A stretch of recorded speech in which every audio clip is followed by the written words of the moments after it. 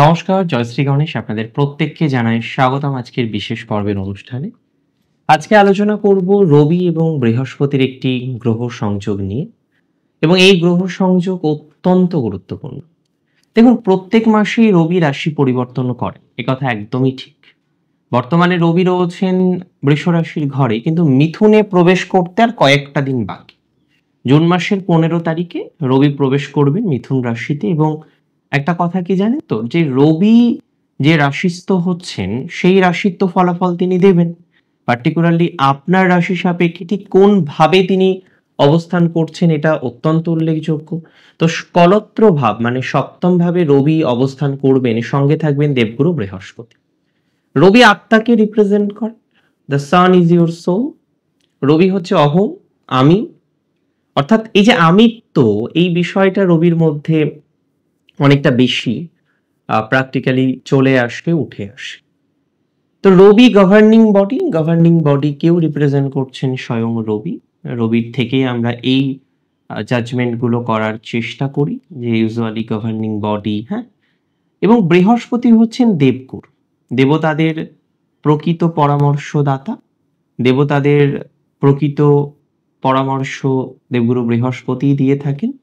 তিনি শুধুমাত্র গুরু নয়, তিনি মন্ত্রগুরু, তিনি পরামর্শদাতা, তিনি আধ্যাত্মিক গুরু। সমস্ত ক্ষেত্রেই বৃহস্পতির প্রভাব অপরিসীম। তার মানে বৃহস্পতি হচ্ছেন প্রকৃত গুরু। এখন রবি রাজা যখনই গুরুর সাথে কম্বিনেশন করবেন, হ্যাঁ এটা ঠিক, কয়েকটা দিন কম্বাস্ট থাকবে বৃহস্পতি, বা কম্বাস্ট অনেকদিন থাকলেও প্রভাব কয়েকটা দিন থাকবে, এটা বুঝতে হবে। যার প্রভাবে হয়তো এন্টায়ার এই একটা মাসের তো সময়কাল, 15ই জুন থেকে 16ই জুলাই রবি বৃহস্পতির কম্বিনেশনটা পাব। কলত্র ভাব মানে সপ্তম ভাবে ভাগ্যপতির অবস্থান আর রাশির অধিপতির অবস্থান, কলত্র ভাবে সঙ্গে চতুর্থপতির অবস্থান। লক্ষ্য করবেন ধনু রাশির জাতক জাতিকাদের ক্ষেত্রে কয়েকটি বিষয়ে আমূল পরিবর্তন হতে পারে, একদম আমূল পরিবর্তন। ফার্স্ট আমি বলবো এডুকেশন। অনেকেই আপনারা পড়াশোনা করেন, অনেকেই শিক্ষা সংক্রান্ত ব্যাপারগুলির সাথে যুক্ত, এডুকেশন রিলেটেড ম্যাটারগুলিকে কানেক্ট করতে পেরেছেন অনেকে। ঠিক হচ্ছে না এডুকেশনটা, আর যাই হোক একরকম চলছে, কিন্তু কোনো একটা জায়গায় গিয়ে না দৌড়াচ্ছে না। বিশেষত অনেকেই আছেন যারা হায়ার এডুকেশনের চেষ্টা করছেন, খুব বেশি চেষ্টা করছেন। অনেক জাতক জাতিকারা তারা একটু কলেজ লেভেল প্রবেশ করতে চাইছেন এবং খুব ভালো একটা কলেজে অ্যাডমিশন চাইছেন, কিন্তু কোনো একটা জায়গায় গিয়ে আপনার এই অ্যাডমিশনের ক্ষেত্রে একটা বড়সড় অন্তরায় আমরা কিন্তু ফেস করছি। বিশেষ করে কিছু কিছু জাতক জাতিকারা আছেন অনেকটা হায়ার লেভেলে পৌঁছানোর ক্ষেত্রে একটা প্রতিবন্ধকতার সম্মুখীন হচ্ছেন বারবার। আমি একটা কথা আপনাকে দায়িত্ব নিয়ে বলবো, যে যারা হায়ার এডুকেশনে বাধা পাচ্ছেন, কম্পিটিটিভ এক্সামিনেশনে বাধা পাচ্ছেন, খুব ইচ্ছা আপনার গভর্নমেন্ট কোনো কলেজ থেকে পড়া, সেখানে হয়তো প্রতিবন্ধকতা আসছে।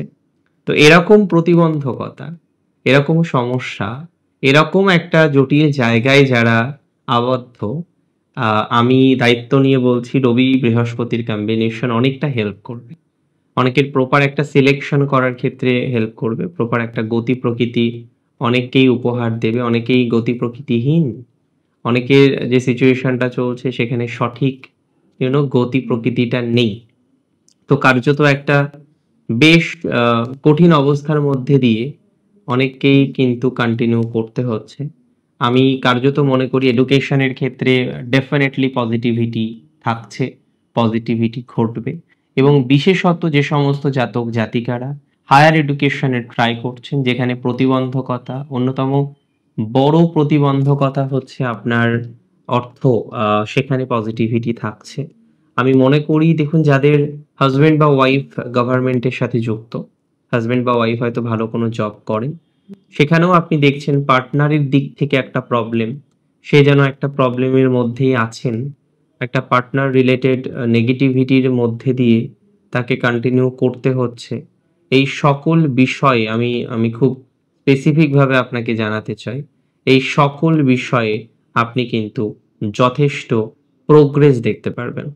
এই সকল বিষয়ে আপনি কিন্তু যথেষ্ট পরিমাণে অগ্রগতি দেখতে পারবেন এই বিষয় নিয়ে আমার কোনো ডাউট নেই। তো অতিরিক্ত চিন্তা করার দরকার আছে কি? নেই একদমই। সো রবি বৃহস্পতির কম্বিনেশন আপনার এডুকেশনাল যে ফিউচারটাকে, আপনার এডুকেশনাল যে ধারাটাকে, সেটাকে কিন্তু অনেকটা সিকিউর করবে। তো যারা একটু হাই লেভেলের ভাবছেন, আইআইটি বা সোকল্ড আপনারা ভালো বুঝবেন, বা এইমস এ ভাবছেন বা অন্য কিছু ভাবছেন, একটু হাই লেভেল কলেজগুলো ভাবছেন, চেষ্টা করুন, একটা খুব সুন্দর প্রচেষ্টা করুন। হয়তো প্রাথমিক একটা বাধা আসবে। দেখুন, ধনু রাশির এডুকেশনে বাধা আসে, ধনু রাশির জাতক জাতিকাদের এডুকেশনাল ডিস্টারবেন্স আসে জীবনচক্রে। সেই বাধাটাকে কাটাতে গিয়েও অনেক রকম বাধা আসে, বাট আলটিমেটলি বাধা কাটে।